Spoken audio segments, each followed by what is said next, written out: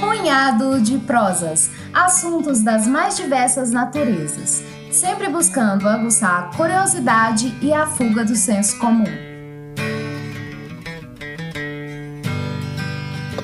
Olá, aqui quem vos fala é Leonardo Costa, também conhecido como Leozão, e no episódio de hoje do Punhado de Prosas trarei uma breve reflexão sobre um dos biomas mais importantes do Brasil, que nesse exato momento pede socorro numa situação dramática.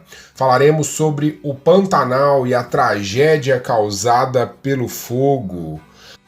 As práticas arcaicas, as ações criminosas das queimadas e as origens dos incêndios incontroláveis. Os dados estatísticos que impressionam, mas pouco comovem nossas autoridades. A falta de zelo, falta de suporte e um verdadeiro descaso da esfera estatal com as terras pantaneiras.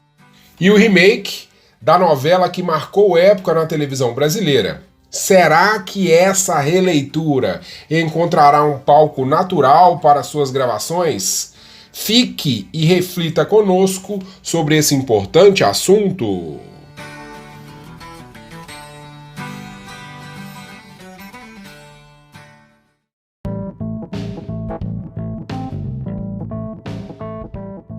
Aproximadamente 260 espécies de peixes, 41 espécies de anfíbios, 113 espécies de répteis, 463 espécies de aves, 132 de mamíferos, sendo que 2 são endêmicas, ou seja, específicas daquele bioma, são dados da biodiversidade do Pantanal, que arde em chama há praticamente 2 meses.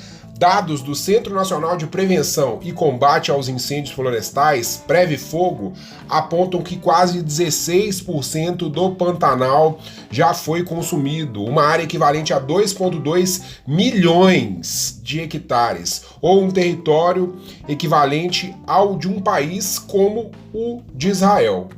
Até meados de setembro, os satélites que vigiam a região para o INPE, Instituto Nacional de Pesquisas Espaciais, já detectaram 12.703 focos ativos de incêndio, que representam dezenas de frentes descontroladas de queimadas. São os maiores números da história da instituição, que começou a monitorar e divulgar esses dados a partir de 1998. Toda essa tragédia do Pantanal precisa ser analisada com muita calma e a gente precisa seguir 2 vertentes. A primeira é que o Pantanal vive um período de estiagem incomum. Choveu muito pouco esse ano e quando chegou a época das queimadas, a imensa responsabilidade da metodologia arcaica, controversa e barata de fazer a limpeza da pastagem ou num processo de substituição de culturas através do fogo proposital colocado pelos proprietários, a chuva não veio para amenizar o processo e as chamas acabaram se alastrando. Uma outra vertente de análise é a gestão de crises do governo, a clara e evidente incompetência na falta de coordenação dos agentes públicos que poderiam atuar de maneira mais efetiva. Falta mão de obra, e aí eu estou falando dos brigadistas, dos bombeiros que tentam fazer o papel de super-heróis e realmente o são. E esse âncora que vos fala já gravou um episódio aqui no Punhado de Prosas, o número 17, chamado Os Fins Não Justificam o Meio, onde as críticas foram inevitáveis não só ao Ministério do Meio Ambiente, mas efetivamente ao responsável pela pasta, o Ricardo Salles. Estamos diante da maior perda de cobertura vegetal e de fauna da história do Pantanal. O governo federal tem a obrigação de normatizar e infraestruturar um conjunto de ações de urgência nesse tipo de caso. Até agora, as respostas foram muito tímidas perto da dimensão que o desastre já alcançou. O Mato Grosso decretou o estado de calamidade pública e na tarde de segunda-feira, o Mato Grosso do Sul decretou o estado de emergência. O que quer dizer isso? O que quer dizer isso? ficam dispensados a licitação de contratos de aquisição de bens necessários às atividades de resposta ao desastre e a prestação de serviços e as obras relacionadas à operação, desde que possam ser concluídas em prazo máximo de 90 dias. E aí a gente precisa abrir um parênteses, né, amigos? Falando de Brasil, este é um campo muito fértil para a corrupção, mesmo que a gente esteja falando de um ambiente tão desesperador, num cenário de terra arrasada.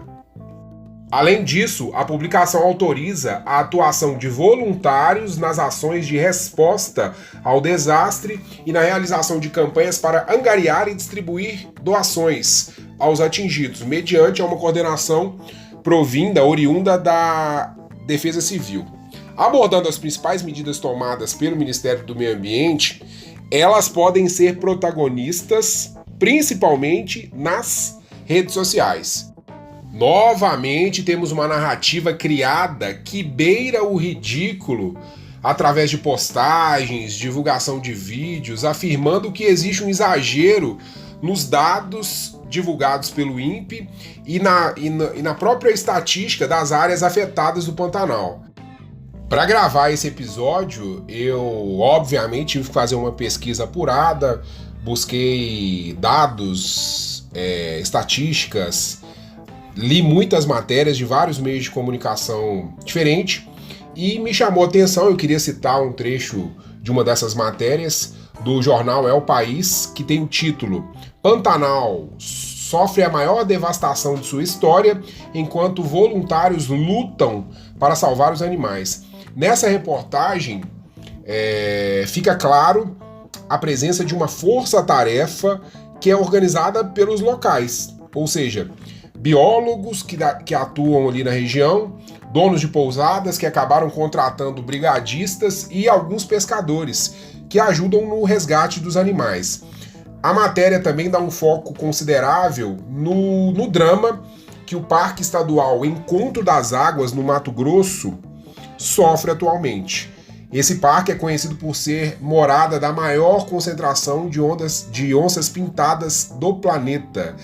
E assim, são alguns relatos estarrecedores. Eu vou ler um trechinho da reportagem. O esforço das equipes é sobre-humano. Alguns trabalham 3 dias seguidos sem parar, mas é uma luta em glória. São 33 pessoas se revezando nessa brigada. Somado aos esforços nacionais de 122 homens, chega-se a pouco mais de 150 pessoas lutando contra o fogo no Mato Grosso. Um homem para cada 350 quilômetros. Impressionante. A logística local dificulta ainda mais o cenário. Para se percorrer os 160 quilômetros da Transpantaneira, a rodovia MT-060, leva-se até 5 horas. Algumas das regiões têm acessos tão difíceis que requerem um dia inteiro de viagem. Entre 20 e 10 aeronaves ajudam no combate, mas a maioria delas passa o dia inteiro em terra. A fumaça não permite que haja teto para sobrevoo. Quando conseguem decolar, a imagem dos pequenos aviões despejando água sobre quilômetros de chamas lembra a de um beija-flor que tenta apagar o incêndio na floresta.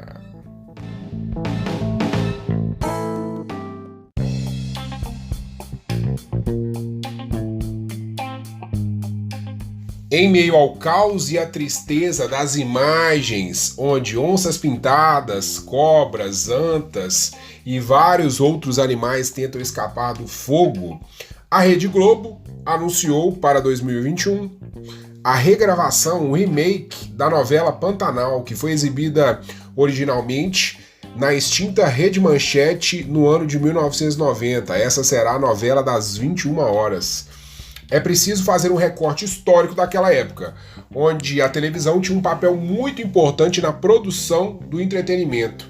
Quase todo mundo que tinha acesso à TV via novela. Essa novela foi escrita por Benedito Rui Barbosa e levou a uma projeção considerável de atores como Marcos Palmeira, Cristiana Oliveira, a famosa Juma Marruá, o consagrado e já falecido Cláudio Marzo, que fazia o Velho do Rio, e catapultou o fantástico violeiro Almir Sater, que atuou na novela e é sim um entendedor das coisas do bioma pantaneiro. Mas a crítica que nunca pode faltar no Punhado de Prosas perpassa por como a produção tratará a figura dos grandes pecuaristas presentes na primeira versão.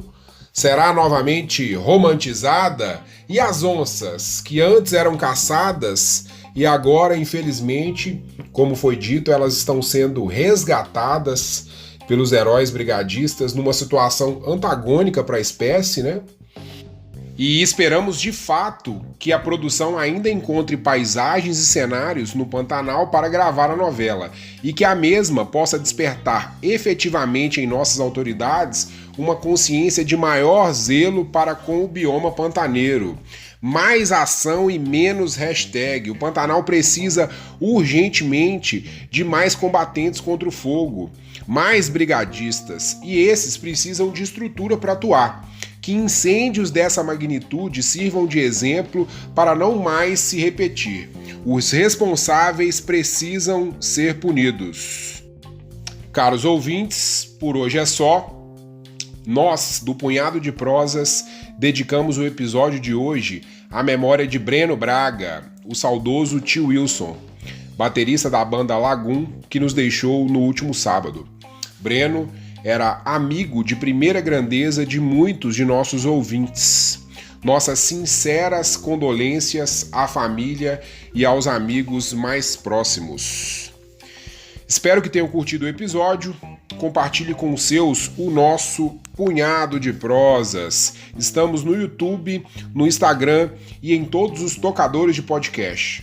Na sexta-feira, João Paulo Fernandes estará de volta com mais um relevante temas para debates. Um forte abraço e até!